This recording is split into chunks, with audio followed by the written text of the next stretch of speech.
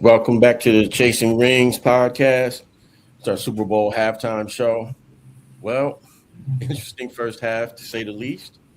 Not a lot of excitement, but definitely some interesting strategy. Uh, G, hmm what's your take on the first half so far? most, I want to say it's definitely a defensive game. I want to say that, but I'm also saying that Seattle is leaving points on the field. Absolutely. Man, how many times do you get in the red zone and come away with 3 points? Yep. So I mean, that's credit to New England when in that regard. So that's why I'm saying yes, it's defense, but then some of it, at least from the Seattle perspective, was helped by Seattle. I believe that they underutilized Cup. Apparently, something is going on with his matchup that he's actually making an impact, and Walker is actually doing well, relatively speaking. Yeah, he's So, having a big game. huh? He's having a big game for sure. Yeah, no doubt about it. But like we talked about earlier, I mean, the pressure on the both sides is showing up. And if I had to say the overarching theme is pressure. The defense for both teams are able to apply pressure. Big dude, what's your synopsis of the first half? Very much what G said. I think what has happened is uh, people planned on a conservative game because of the talent on the outside, the receivers.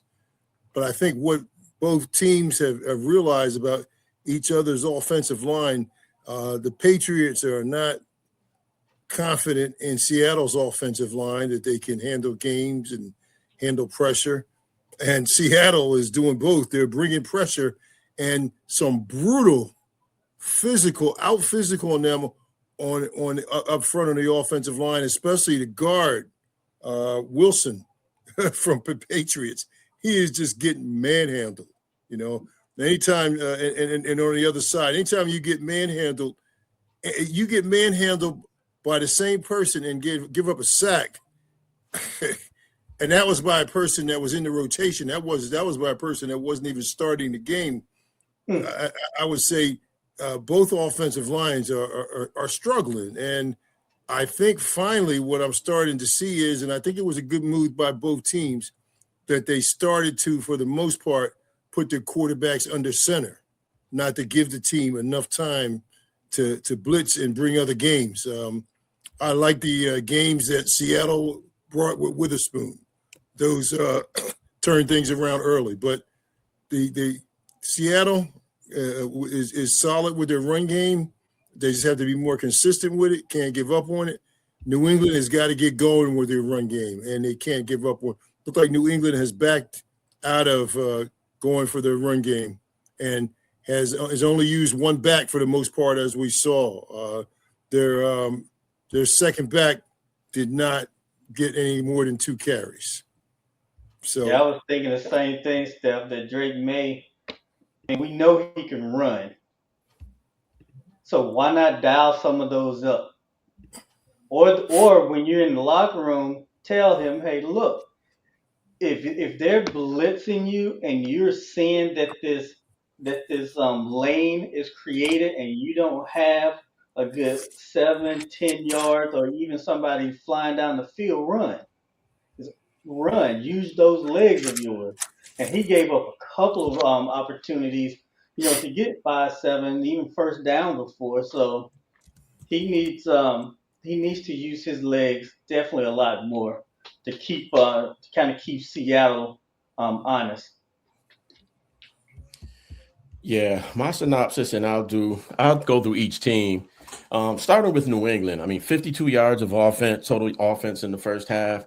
Obviously, not going to cut it. They punted on each of their 5 drives, and this offense is pretty indicative of what we've seen throughout the playoffs. We talked about this in the pregame. We talked about this in our preview show on Thursday. their offense has not been productive throughout the playoffs, and it's continued here. Um, Seattle's pretty much done what we thought they would do. They've sacked May 3 times. That's 18 times now during the playoffs that he's been sacked. You're not going to Wow. win a championship like that. So on the offensive end, New England definitely needs to pick it up. Defensively, they've done a very good job. I'm actually impressed with the job that they've done. They've been very disruptive. They've hurried Darnold, and they've done a decent job of stopping the run. Yep. Kenneth Walker made some really good runs. He made some great cuts to create some space for himself to extend some of those plays into longer runs than they really were. They were defensed pretty well, but he turned them into longer runs. But other than that, the defense has really just been holding things down for them, especially on third downs. I mean, they've held Seattle to 2 field goals, so their red zone defense, they're winning that war. Think back to the pregame. Remember, I threw out that question, what Josh McDaniels would we see? Was he going to play a conservative or was he going to take a shot? And if anything indicated how conservative he was, if you remember, I think it was the third drive of the game where it was third and long, and they just ran the ball up the middle. So he basically conceded the drive. I think at that Yeah. point, they're feeling, and I text this to you guys, I don't think Vrabel thinks that Sam Darnold can beat them, and they're going to take their chances. They're not going to make any mistakes on offense, and they're going to think that at some point our defense is going to get to him. They've almost had a few picks, which will segue me into Seattle's. But I think about Seattle's performance in the first half. But I think that their defense thinks that they can hold them. The only problem they have now is they're down 3 scores. So the offense is going to have to figure something out. In terms of Seattle, their defense has been everything we thought it would be, like I mentioned earlier. There's nothing really to point out there. I was actually a little bit surprised that New England was able to run a little bit on them, but that was more towards the beginning, kind of that feeling out first drive or two. For the most part, the receivers have been absent. They got one pass to Diggs late, but that didn't go for much. Darnold on offense has looked crazy shaky. The first few passes were almost picked. He had a couple of opportunities where he stepped up in the pocket and actually could have run, but for whatever reason decided not to. I think he's frazzled. He did pick it up a little bit at the end of the half, but that last pass that he threw to JSN was so late that it almost got picked off by CG, so he's got to be better. Walker's been effective, minus the key third down drop. That could have been big, but I think you guys both touched on it, especially you, big dude, and you had talked about this in the preview. New England's getting their butt kicked on the interior, especially that O-line. They are getting their butts kicked. Anything else to add about the first half before we move into what these teams need to do in the second half? I'll just add that New England needs to throw the bank at CG. The CG has saved them this first half, I think, from some serious plays. And the other thing that I was thinking about was the kicking game, in that New England kept playing. They did a good job at keep away, putting Seattle's back close to their own end zone. Mm-hmm. And I think that really helped them from their perspective. I mean, they aren't able to get any points off of it, but I mean, it really is a positive aspect of their game. So their punt game is actually really good. If only the offense can actually do something when New England has to give it back. Yeah, I agree with you. I mean, New England was winning the field position battle for most of the half until that last couple of possessions where Seattle's punter pinned them deep. But they had been basically playing on Seattle's side of the ball, and Seattle really had to hustle just to get those 2 field goals. A couple of hit plays here and there. Like I said, the runs from Walker got them in position, but outside of that, New England had really done a good job. I mean, there's not much going on in the passing game for Seattle at all. And honestly, I expected to see some more explosive plays on the outside for them by now, but it looks You like think that. his oblique is bothering him? And the reason why I'm Yeah, asking is because he was nope. looking short on a couple of plays where you thought that it would have been either more like over the shoulder or kind of putting it away. but he's kind of putting it where the DBs have been able to make a break on the ball. So I don't I know if think that's bad placement or is that the oblique, a little bit of both. I think that he's been playing with this oblique now for a few weeks. He had 2 weeks off. I think it's fine. I just think he's short and missing the mark, to be quite honest with you. I think he's feeling the pressure. I mean, that's Mhm. what New England wants him to do. And I think he's feeling the pressure. He's throwing balls behind people. The running backs on the outside, wide open. He's throwing it behind them. Kenneth Walker's was a drop, but to think there was one before that was behind the running back, that would have been an easy first down. And they need to settle Darnold down a little bit if that's possible. So what do you think going into the second half? I mean, we haven't seen a whole lot in the first half from the offensive perspective. Certainly they are getting it on in the trenches.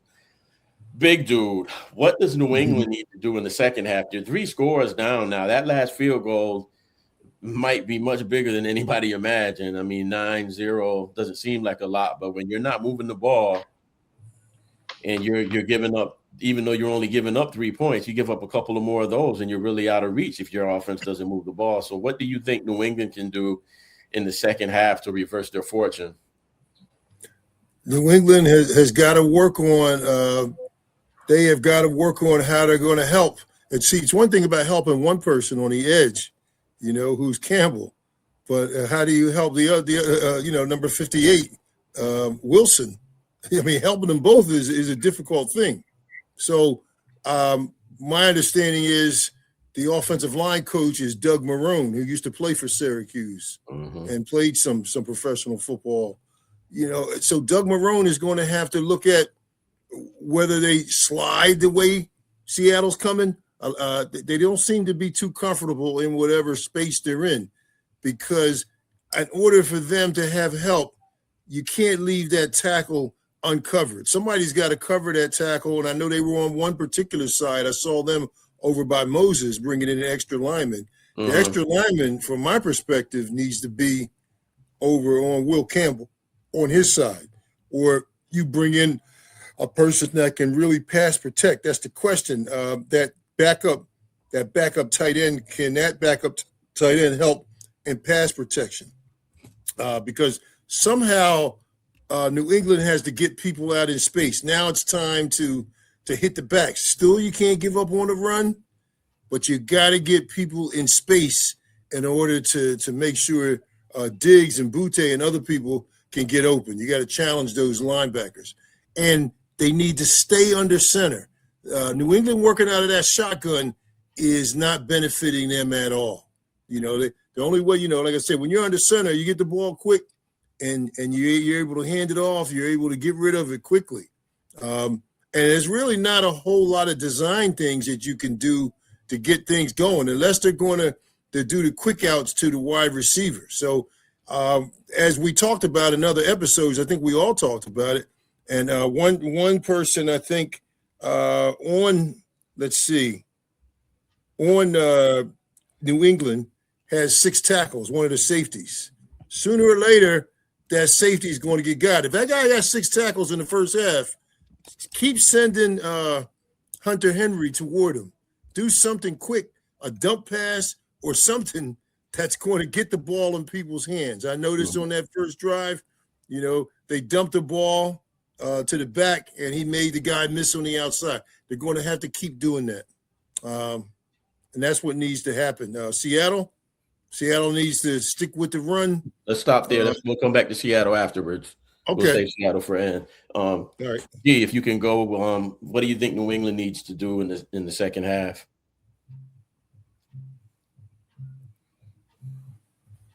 G, you're on mute. I think defensively, New England is doing everything that they can do. So I think they need to continue that kicking game. They're doing what they can do. Continue that.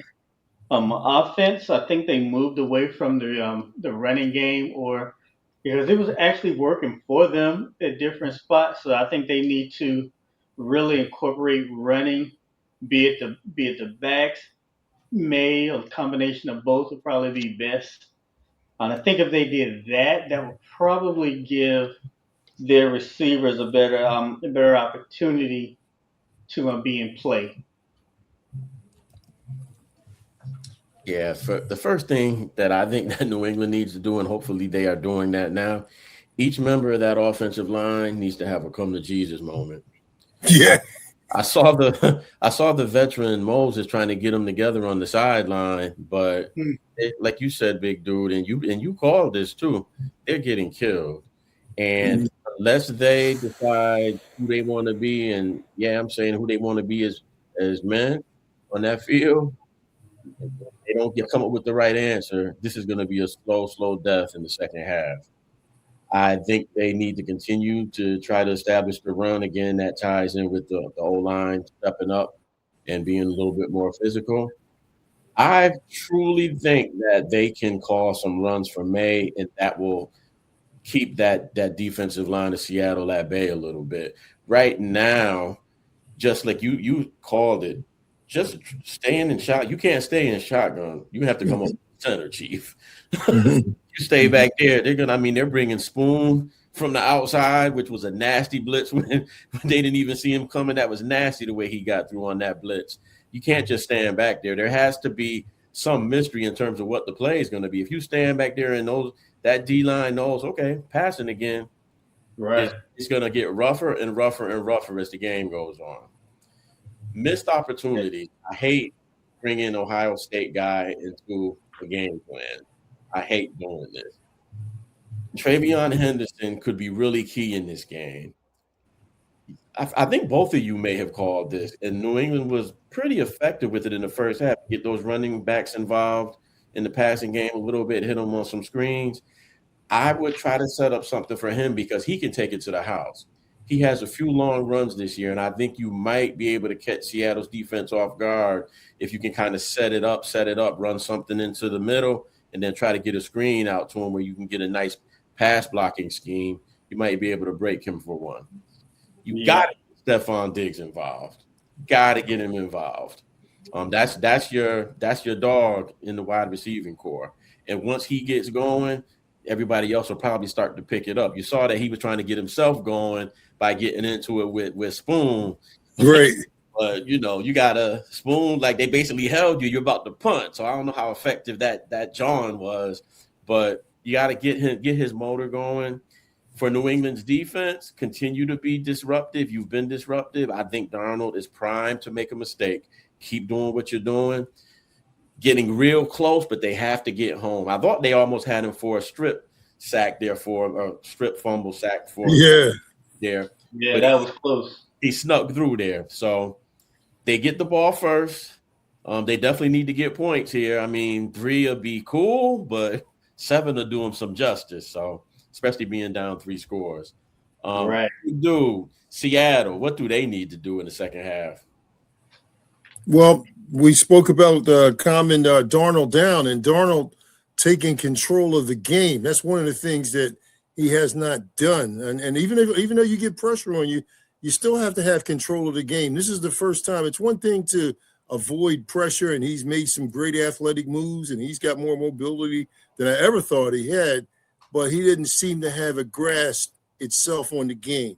And so far, the savior is Walker. Now, Guru, you mentioned challenging New England's O-line as men. I think you would have to challenge also, even though they got 94 yards and it looks good on the stats, Walker was probably half of it self-made on some of those runs. And I think that they're going to have to get a better handle on those blitzes. And you do that by blasting the football. So I would say in this half, take care of the football and get it to their dogs that are the wideouts. You mentioned Cooper Kupp, G, on some of those passes and things that are going on. And you'll get it to Najigba, but guess what? It might not be that type of game. This is what you said, Guru. This is the pedestrian game that I believe you were referring to. Mm-hmm. And they have to do the small things to get through this pedestrian game with the run and taking care of the football. That will be the story of the football game. You made a great point about their O-line. I mean, it appears that they might be doing a good job, like you said, because Walker's almost at a buck, but their pass blocking has been terrible. I mean, there was maybe 2 or 3 times out of the whole half that Darnold actually had a little bit of time. But I would love to see a little bit of a breakdown of the coverage that they're playing. because the games that I watched Seattle this year, even on the play action pass he had in this game, usually they hit something when he's got that much time, especially when he does play action, and there was nothing there. So I would love to see what New England's playing on that back end. Whatever it is working. CG is all over the field. What are your thoughts on Seattle in the second half and what they need to do to finish this off, basically? Yeah, defensively, continue what you're doing. Special teams, they got to figure out a way to put that punter under some pressure to make him try to get that ball kicked off quicker, so they're not playing good keep away. So that would be helpful. And I was just looking at some notes I wrote. Halani, I hope I'm pronouncing his name correctly. Mhm. He actually Yep. showed some spark toward the end of the second half. So they actually have a good opportunity to do some 1-2 plays. Um, Definitely get Cup involved. I think if they can get the running backs and Cup involved, because I do wonder what Halani's hands are like. We know Walker's hands aren't good, but I wonder if Halani's a good catcher. Um, and I'm well. That's been his hands. His hands have been an issue all season. Roberto So Duran hands, man. Mr. Stoney. brick, a brick man. So getting Halani and Cup in the passing game, I think would be really, really good. Now, y'all, I'm going to take y'all back. Power I, power T, running some variations with a wing back or flanker. Mhm. Since if you're going to play smash mouth football, well then play smash mouth offense. They probably would not be prepared for something like that because the way Yep. the NFL is done. I'm not saying that's how you should run those every play offensively or even 70%, but you Mm-hmm. should bring some of those power formations in from the old school and smash them. Yeah, where's their fullback? I mean, do you see how deep Kenneth Walker is in the backfield on the running plays? Yeah, Yeah, he's like 10 yards back. Yes. yeah, ridiculous. Yeah, I think I love that idea actually, because if you can get a fullback going through that line to create even more space for him, I mean, New England's on the verge. That line, they needed halftime to come because it was starting to You get could tell tired. them getting tired. Yes, man. The last run that Alani made, you could kind of see like, slipping through some tackles here. So they needed Yep. halftime to come bad. You got anything else, G, on your end for Seattle? No, that was it. That was the highlights. Yeah, for me, I think what they need to do, and I'm gonna just piggyback off of what you just said, keep that running game going. It seems like it's starting to pick up. I think if they just stick with it, New England will start to wear down, especially if its offense can't sustain, because then it starts to get into your psyche. Our offense isn't doing anything, and every time you have to make a tackle, the longer you're out there for these drives, it starts to get into your head that, man, our offense is going 3 and out or maybe 5 plays and out, and here we are again. And this team, even though they're not scoring touchdowns, they are having multi-play drives and getting multiple first downs on these drives, and that's going to start to wear on them. Yep. I would look for Walker or Alani to break off a long run in the third quarter, early fourth quarter if this continues. Um, I would get into a little bit more play action pass. I like the first one that they called, and I think there will be something there because if you notice towards the end of the half, CG was a little bit more involved in the run game. And Hmm. if he's coming up like that, there's surely something that Kubiak can design, especially again, you run a play action and he comes up too quick. Now you got him. And it doesn't Right. even have to be JSN. And that's Uh, the thing. They should look for who's open, not a particular name. Exactly. Continue. So I said continue to play action pass.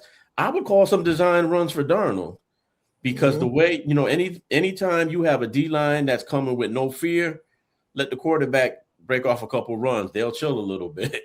And I That is think that true. there's something there for him. Nobody's going to expect you to call any plays for Sam Darnold to run.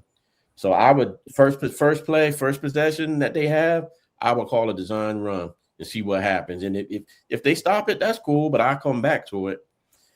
Screen the running backs more.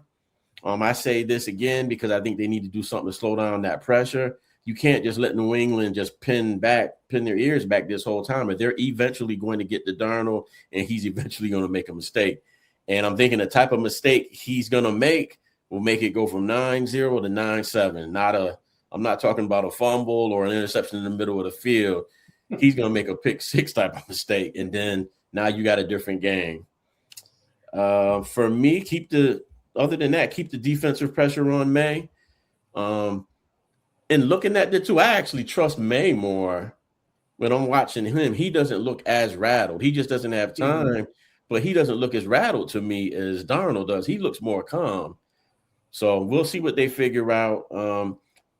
Any big players or anything special you think we might need to look for in the second half? I'm thinking a special teams play, a turnover, anything like that you guys thinking about?